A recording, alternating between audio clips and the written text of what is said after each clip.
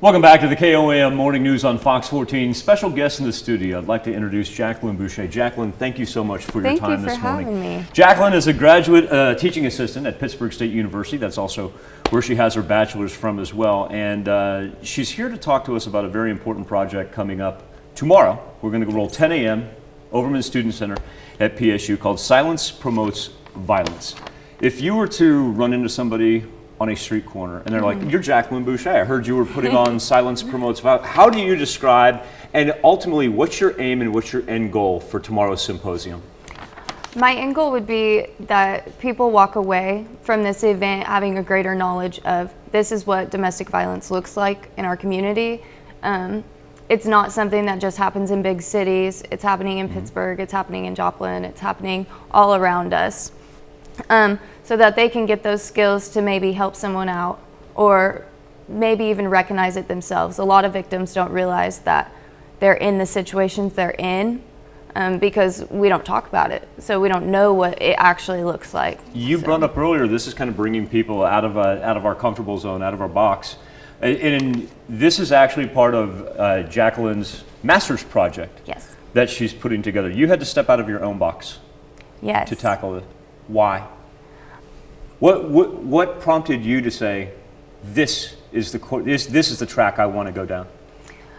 Well, besides the fact that a comprehensive exam sounds terrifying, I really. But why the subject matter? The subject matter Yes. itself, because I've seen it. It's a cycle. I've seen it in my own family.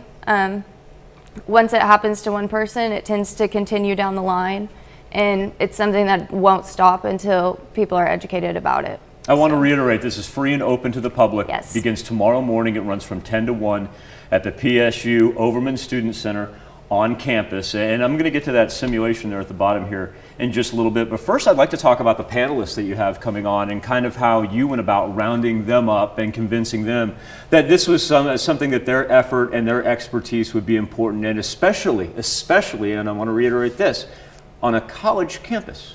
Yes. So I went and met with Students for Violence Prevention, which is one of our organizations on campus, and I was directed to Allie Smith, who will be our first speaker. They had been in victim advocacy for 7 years before going on and starting their own business. So it was something close to them. They were actually our Pittsburgh campus advocate for a while as well. Okay. So I had seen them present on campus and really appreciated the conversational tone that they had about them. Sergeant Romaine, she was someone who was also recommended to me. She's worked in victim services for a long time. She had actually just won Detective of the Year for Pittsburgh in 2020, excuse me. And she had just had the experience. She was very friendly, warm, someone that I think the audience will really relate to. When people walk out of the Overman Student Center, and I do reiterate people, not just men, not just women, I mean, Right. I hope both sexes seize upon this opportunity to learn a lot about it. When people walk out of the Overman Student Center at 1:05 on Saturday, what do you hope they take away with them on that trip home? I hope they just start to think about it, and the fear of talking about such a difficult subject is lessened. I don't think it's ever going to go away. Humans, we get nervous anyway. We don't really want to rock the boat usually. So I don't think it's ever going to go away, but just to have that lessened, I want college students to be able to talk about it with their friends, parents to be able to talk about it with their children. Because, you know, if you don't know what it looks like, then you don't know what's happening to you. So at the very bottom here, you have a simulate, and I found it very interesting earlier when you and I were talking, because you said it's one thing to kind of sit and listen and absorb all this for 3 hours, but you've provided a little physical activity, but done so as an important part of this seminar. Kind of tell us what Dr. Otter is going to talk about and what he's going to detail when it comes to self-defense. Dr. Otter is going to reiterate to the attendees that the moves that he's showing you are solely for self-defense. So they shouldn't be used in any way to harm someone else, just to harm them. Hopefully no one's put in that situation, but it'll be beginner-friendly moves that if it were to happen, maybe you'll remember in the split of a moment and be able to execute.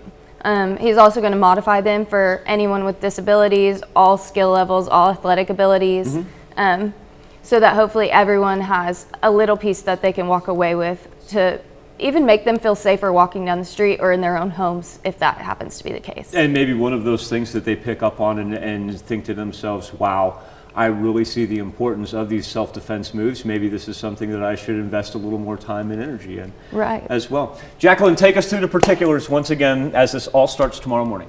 It will start at 10 a.m. in the Overman Student Center, Ballroom C. There will be refreshments provided. It's open, free to the public, no tickets required. Just show up and hopefully enjoy it. And folks, I want to also reiterate that Jacqueline is doing this as part of her master's thesis. Like she said, it sounded a little bit better than a comprehensive exam. And you know what?